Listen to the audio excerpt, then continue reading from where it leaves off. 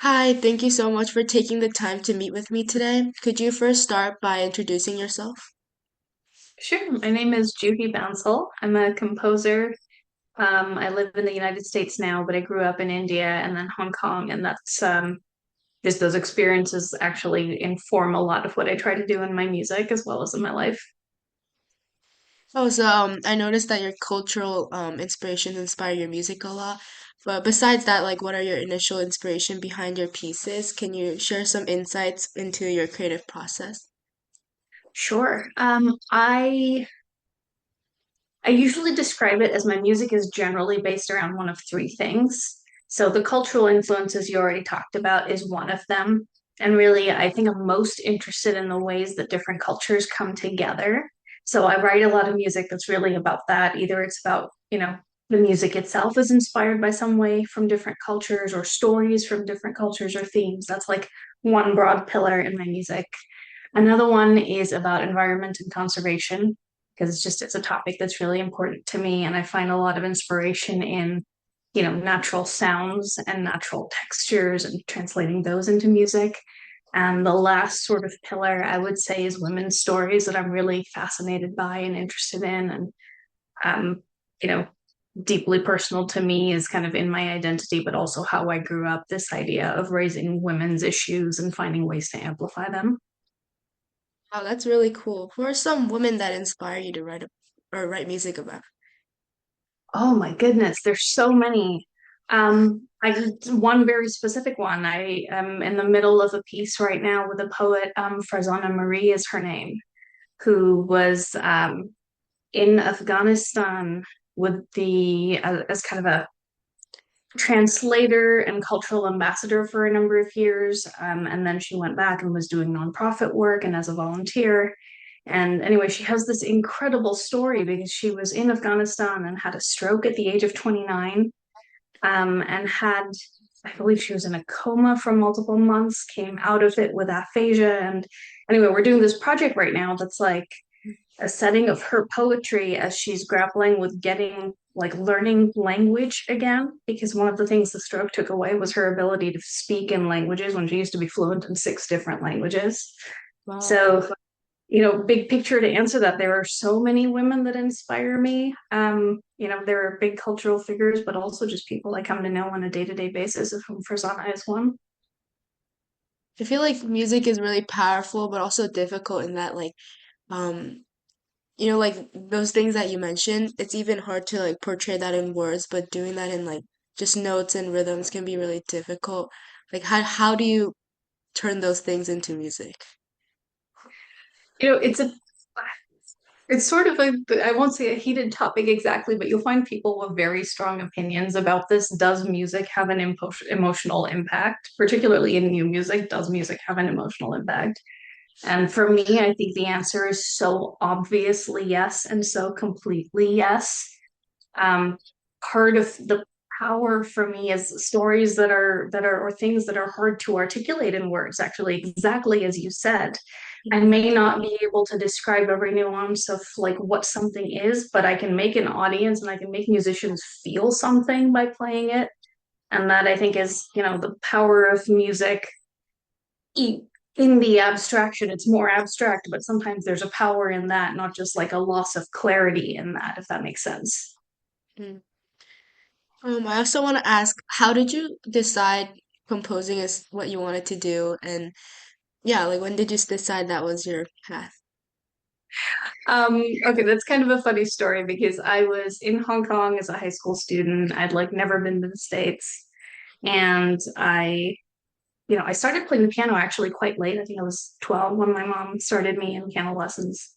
And I loved it. And as many of us do, like I'd do my piano lessons, I'd learn my repertoire, and then I'd like improvise and play around and create little things just for myself. And I remember when I was applying for college, I had this idea that I wanted to be John Williams. That's what I thought new music was, because I was not, where I was in Hong Kong, what the scene was like at the time, people I was surrounded by. I didn't really know that there was anything like new music, what there is these days, and much more widely available to people who I think are more invested in the classical music scene. And so I remember applying for college programs, trying to see who had film scoring programs. And at the time, I wanted to study computer science as well. So there were a handful of schools I could find anywhere that would let me study both. And anyway, I wound up at USC in Los Angeles, and it's sort of strange. I only really came to know what being a composer is or what writing new music is after I was in a degree program enrolled as an undergrad doing it. So it's kind of a backwards journey in some ways, but What were like early challenges, or even now, like what are the biggest challenges you face as a contemporary composer? oh my goodness. That's a big topic. I feel like there are so many. Yeah. Um, what's there? My goodness, there are so many. There are all the questions about reaching broader audiences, right? People have a perception of what new music is, which is often very narrow, and it's dictated by historically what has happened and who was programmed and the ivory tower stuff and all of that. So, one really core basic challenge is reaching new audiences. For me personally, and I would say less and less, this is becoming less the case, but I'm an Indian woman. I remember when I started my program, like there was nobody who looked like me who I could look up to as a composer. Like all the composers I could look up to, and I was told these are like the great people, are all Caucasian males, almost all Caucasian males, a handful of Caucasian females. And even just the musical inspirations that they would draw from are so much out of the Western ivory tower kind of tradition. And I remember having these conversations with teachers where I was trying to pull on music that came from my background. And some people were really excited about it. Other people would take elements of it and be like, well, but you can't use a heterophonic texture because that's just not a good texture. And that is, and in Asian music, that is such a prominent texture that we use all the time. And so just being taken seriously as an Indian female, and that's very much changing. And one of the things that's most exciting to me is these days when I see younger and younger composers and younger musicians who are also from similar backgrounds, and there's more and more each year. But that definitely was a challenge, and sometimes still continues to be a challenge. So even like some of your teachers kind of doubted your like background and like using that in your music. That's wow. So how did you like overcome those challenges? Because I feel like if even my teachers who are supposed to be my biggest supporters are doubting me, I feel like that'd be really hard to continue. It was definitely very hard to continue. I was lucky in that I had some teachers who were very much not that, who were, Oh, okay. very encouraging. So there was kind of a little bit of a balance. For every bad experience, there'd be a good experience to kind of fall back on. Um, if I'm really honest, there were lots of times I thought about quitting composition. I mean, now I'm 41, heading on 42 as a composer. And I remember at one point thinking, I'm going to quit before 35. I'm just going to go do something else, or I'll quit before 30. I'll go do something else. And part of it is the music itself that keeps pulling me back. Part of it is finding my community. And I think that's so much a huge part of what we do with music, also really in new music, like connecting with the people who get your style, your voice, what your like intention is, not even in music specifically, but in art. Like, what is the purpose you want to serve? What do you want to write about? What voices do you want to amplify? And I think just like finding those people and finding those ensembles for me made a huge difference because there's a lot less doubt when you're with a community of people who believes in the same thing that you do. Yeah, for sure. Do you have any composers in mind who you think are underrepresented or should be remembered? Do you mean current composers, older composers? Anything works. Oh my gosh, there are so many. I mean, if I can answer that actually very broadly, I would say the coolest thing these days is the number of people who are writing just like very different music from each other. And sometimes I feel like as a field, we don't make enough of an effort to try and find them. It's Mhm. like, everybody passes around the same three or four names or maybe 10, 15 names. There is so much incredible new music being written by people in your city, at your school, like whatever your community is. I almost don't want to give specific names because I think it's more kind of interesting and fulfilling to maybe just reach out and see what there is in your community and your network. There's probably more people than you realize. Yeah. And also, I feel like a part of that is like a lot of music students don't know how to start, or it could be really hard to understand classical music, modern classical music, because even like from personal experience, when I started, like I think my first exposure to contemporary music was in orchestra, because at Juilliard and also New York Youth Symphony, all the orchestra programs I've been part of, they make it a point to actually have at least one contemporary piece in our cycle. And I think that's great, but at first, I can't lie, I thought it was kind of annoying because I just wanted to play like the pieces I've grown up with or always loved. And but then obviously as I played more and more contemporary music, I ended up loving some of them. Do you have any tips for people like me who like couldn't understand modern classical music? Oh, that's a great question. I would say it's probably I would consider making an analogy to any other kind of music. So, like, I think about popular music, for example, and, most of us have something we listen to in addition to classical music or, you know, that you're Hmm. interested in. And I feel like it's when it's not our primary work in our primary field, it's easy to be like, well, I'm just going to see what's out there. And of course, everybody has their preferences. Maybe you like this style. Maybe you only like music from the 80s. Maybe you only like classic rock from, I don't know, the late 90s. But it's very easy to detach from that and just like see what else is out there and see if the sound resonates. I think it's kind of hard in classical music, and so much of it is part of it is the history, part of it is the way that we teach also, like in conservatory programs in particular, is like for some really good reasons. I'm not saying there are bad reasons for this, but we're so hyper specialized and so hyper focused that we don't actually expose our students to the broad range of what is being written more Hmm. recently. So, like, a lot of people have exactly that experience you described. I would say the biggest thing is we don't get scared off from the idea of old music or classical music if you don't like one or two pieces, right? We Yeah. understand on a very deep level. It's like, okay, you don't have to like every piece, but it's just one piece.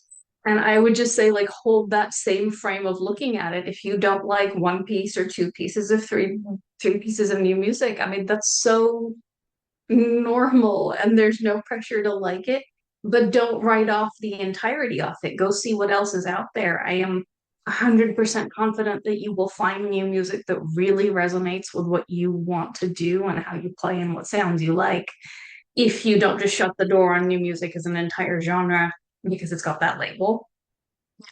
And also, like, if you really think about it, everything was new music at a point. So, like, Yeah, exactly. how can you say, Um, so I know your culture obviously plays a big role in your music, but are there any directions or unexplored areas within music composition that you're particularly excited to explore in your future projects? Oh, that is such a good question. One I am just starting to explore is doing more with electronics and processing. I've always been really interested in texture, and I mentioned earlier this idea of, just like ambient sound and sounds of nature in ways that often those can be, if not strictly imitated, at least evoked in classical music and with instruments. I'm kind of excited lately about the possibilities that come between processing and kind of playing between an acoustic frame and an electronic frame. That's one of the things.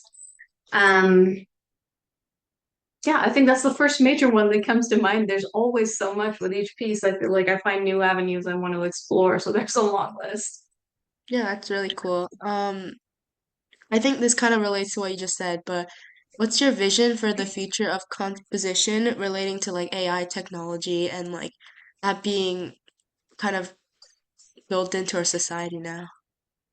Oh, that's a big question. I mean, part of that answer is that I don't know, you know. Yeah. I realize the way the world changes so quickly and technology changes so quickly, whatever I think is going to happen is probably going to be outdated in another month. So part of it is that. My real hope with it, because I don't know, just like everything that is new music, everything was new music once, and now some of it is old music. I kind of think there's that same frame with technology. A lot of the technology that we now take for granted was really intimidating and frightening at the time it was new. I mean, I say that with a lot of reservations about AI. I don't think it can take the role of human creativity. I think that's just Yeah. impossible. I think it could be, I don't know, if judiciously used, if carefully used. I think about, you know, ways to speed up some of the like repetitive tasks in creating music. And I'm thinking about things like engraving. I'm not thinking about creative work in any way, shape, or form. I also think in some ways it lowers the barrier for entry for classical music and classical composition, which to me is interesting and exciting. So I've done a lot of work with, students from impoverished backgrounds or K-12 students, like much younger students from impoverished backgrounds. And they don't have access to instruments, they don't have access to a regular orchestra program. So I have found with a lot of those students access to certain technology that makes it easy to, I can put together a drum pad and Mhm. like a little, something, loop some things and start creating music. It actually lowering the barrier to entry can be Mhm. incredibly powerful.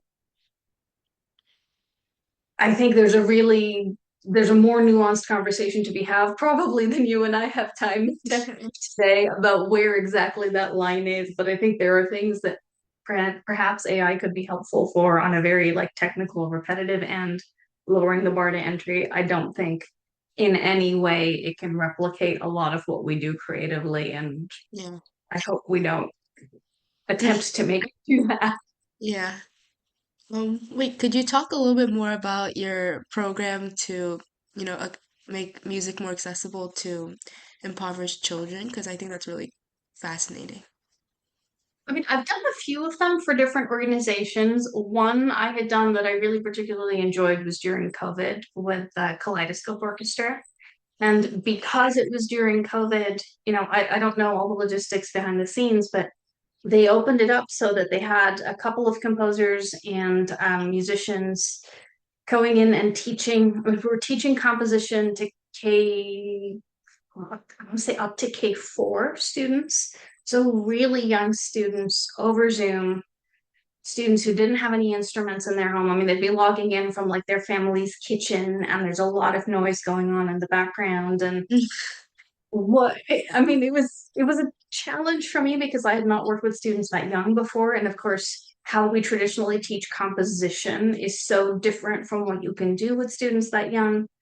Also, they didn't have orchestral programs. Most of them didn't have, the financial opportunity to study an instrument or study lessons. So it was like what I could give them over Zoom was that was our intro to music. That is everything that they're getting about Mhm. music. And actually, one of the things that makes me so excited about new music was seeing how excited these students would get about being able to imagine a sound and then hear the sound, Mhm.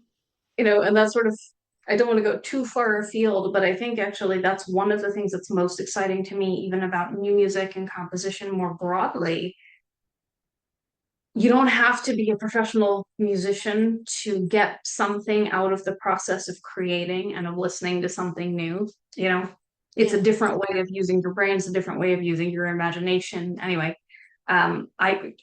I personally really love the possibilities of opening it up to younger students and those who don't have access to maybe instruments in a more traditional way, but we can do graphic scores, right? That's very much a new music thing. We can create graphic scores together and then have some performers come in and realize that. We can study some tiny little short film scores and talk about music in terms of melody and harmony and rhythm and texture. And Mhm. I don't know, my hope is maybe that once they get older, when they go see more classical music and more new music, they'll find something that they can relate to because we've studied those things in a very simple way. Mhm. Yeah, that's great. My last question is, what are some of your tips and advice for young composers who are inspired by things that you do and aspire to become like a composer of new music? Okay. I know. So the second I say something definitive, I know that it will change a few years from now. And I say that because it's so much been my own experience, you know. The world changes and academia changes and what's popular changes, even in a niche as you know, something as much of a niche as classical music. Honestly, the biggest thing, and I know this will not feel like a great answer, but I would hold everything else I'll say in this frame, is that everything you're going to hear from me or anybody else telling you these are the steps you need to do to like build your career is probably going to change within a few years. And it's like really it's the principles that matter more because those are going to continue to be applicable 10 years from now or 20 years from now or 30 years from now, even if the specific steps may not be. I mentioned community earlier, you know, and I think for me, it's it probably sounds strange to say that community is the biggest career building thing, at least in my experience, but actually just finding that network of people who value the same things you do. So for me, that was, you know, those three pillars I was talking about, the things that I like to write about. Finding not only musicians, a lot of musicians, but also just a larger arts community that values those pillars, what's important to me, opened a lot of doors. Um, Finding your voice, which I know for composers we talk about a lot, this idea of like really what does your voice sound like as a composer? What kind of music do you write? But I would even trace that back a step and go to kind of, okay, what are your values? What's personally important to you? And then how do you translate that into music? Mm. Finding your own voice and then kind of, you know, if one track is you finding your own, then sharing that with your community. And, you know, I could speak very specifically about social media and I don't know, email marketing and like staying in touch with your network. I don't know how all that may change in 5 years. Right now, that is the thing. Who knows what'll happen with social media in 5 years? But very broadly, like sharing this voice that you have found and craft and continue to hone and that aligns with your values with people who will care about it and who are interested about it. Um, those are probably the two biggest things I can think of. And they're kind of, you know, I really do think of them as kind of two axes. There's a U axis as far as making sure your work is genuine and that it matters in some way. And then the like sharing and building out so that you're reaching people with it as well. I feel like all the details can change, but those are kind of the two core things. If you find your own way of doing them, that will take you a long way. Yeah, for sure. That's amazing. So those are it for all the questions I had today. Thank you so much for meeting with me again. You're such an inspiration. Well, it's so kind of you. Thank you so much for asking me. It was such a pleasure to meet you. Yeah, of course. Thank you.